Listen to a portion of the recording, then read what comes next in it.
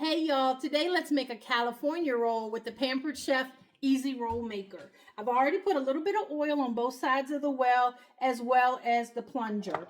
We've already used our sushi rice, which I find using a scoop to move that is really handy. If you need to touch your rice, of course, it's going to be sticky, so just have a little water handy. Now, a California roll, y'all, is going to be the imitation crab meat and cucumbers. They say seedless cucumbers.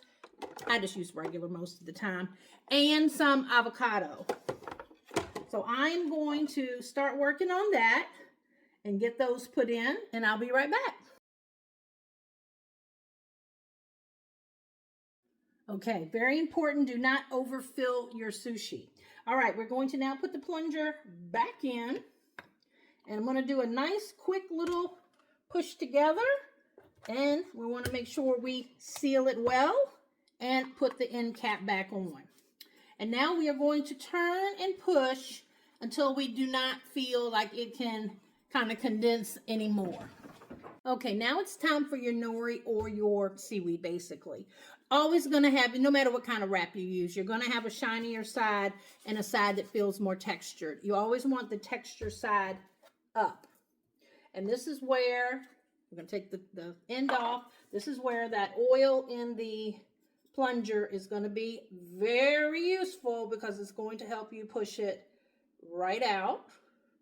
And you just want to kind of line it up. Oh, mine is actually a little longer today. I'm going to move it over just a little bit. It'll let me have it. There we go. All right, so line it up. Now we're going to start rolling. And I'm going to take a little bit of water just to seal that end.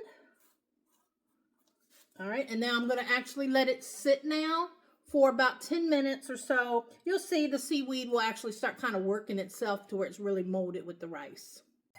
All right, y'all, you're going to need a sharp knife. Put a little water, or sometimes even use a little oil. You can see how nice that the seaweed has adhered to the rice now.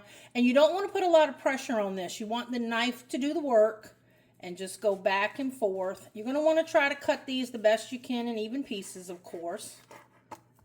But there's one. What do you think, honey? Beautiful. Okay, optional, you can put everything bagel on these.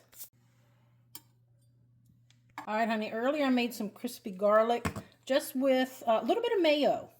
And again, you can just kind of, not that my hand's doing very steady, but whoop, that one didn't look good.